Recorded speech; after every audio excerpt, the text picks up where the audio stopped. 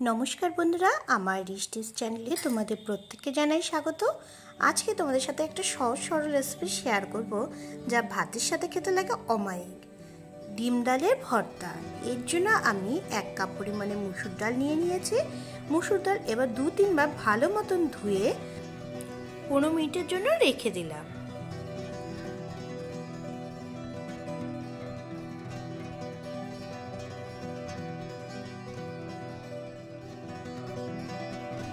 এই রেসিপির জন্য এখানে আমি মুসুর ডালটা নিয়েছি, একটা পেঁয়াজ এবং কুচি করে কেটে নিয়েছি, একটা গোটা রসুনের কোয়াগুলো ছাড়িয়ে নিয়েছি কাঁচা লঙ্কা আমাদের স্বাদ অনুযায়ী, আর কিছু ধনেপাতা আর একটা ডিম আমি সেদ্ধ করতে বসিয়ে দিয়েছি। এবার গ্যাসে কড়াই বসিয়ে তাতে 1.5 কাপ পরিমাণে জল দিয়ে ভিজিয়ে রাখা মুসুর ডাল ওর মধ্যে দিয়ে দিলাম।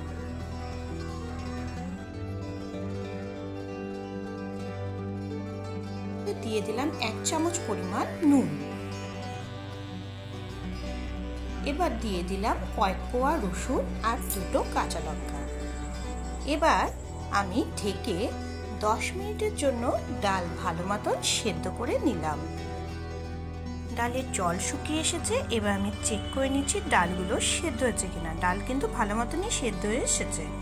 এবার জলগুলো আর একটু শুকিয়ে নিলাম। জলগুলো মোটামুটি শুকিয়ে নিয়েছে। এবার গ্যাস অফ করে দিলাম আর সেদ্ধ করা মসুর ডাল অন্য একটা পাত্রে উঠিয়ে নিলাম।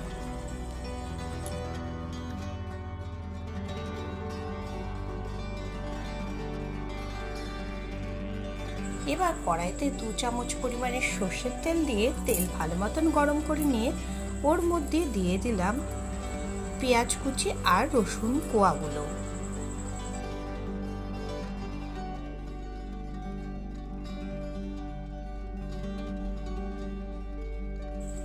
গ্যাসের ফ্লেম মিডিয়ামে রেখে পেঁয়াজ আর রসুনগুলো হালকা বাদামি করে ভেজে নিলাম। এবার ওর মধ্যে দিয়ে দিলাম কাঁচা লঙ্কা। কাঁচা লঙ্কা দেওয়ার পর আরও 1 মিনিট হালকা নেড়ে চেড়ে নিয়ে পেঁয়াজ কাঁচা লঙ্কা আর রসুন কোয়াগুলো পাত্রে উঠিয়ে নিলাম।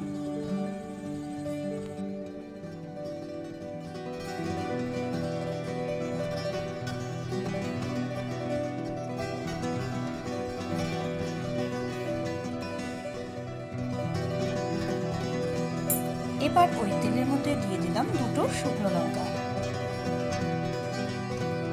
শুকনো লঙ্কাও ভেজে নিয়ে এগুলো ওই পাত্রের মধ্যে উঠিয়ে নিলাম আর গ্যাসের ফ্লেম অফ করে দিলাম।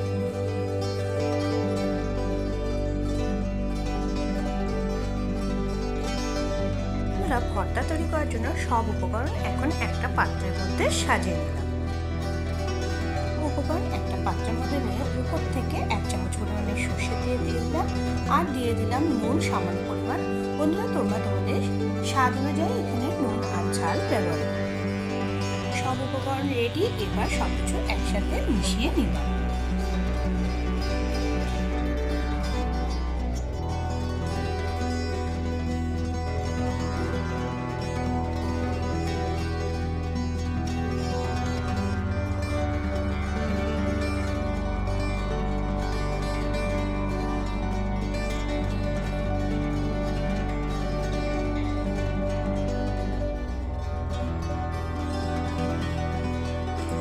বন্ধুরা, আমার মুসুর ডাল আর ডিমের ভর্তা কিন্তু তৈরি। তোমরা বাড়িতে একবার এই ভর্তাটি তৈরি করে ভাতের সাথে অবশ্যই খেয়ে দেখে আমাকে কমেন্ট করে জানিও তোমাদের কেমন লাগলো রেসিপিটি। বন্ধুরা, আমার চ্যানেলটিকে অবশ্যই সাবস্ক্রাইব করে দিও, পাশের বেল আইকনটিকে ক্লিক করে দিও আর রেসিপিটি ফ্রেন্ডস ফ্যামিলির মাঝখানে শেয়ার করতে কিন্তু ভুলো না। সবাই খুব ভালো থেকো।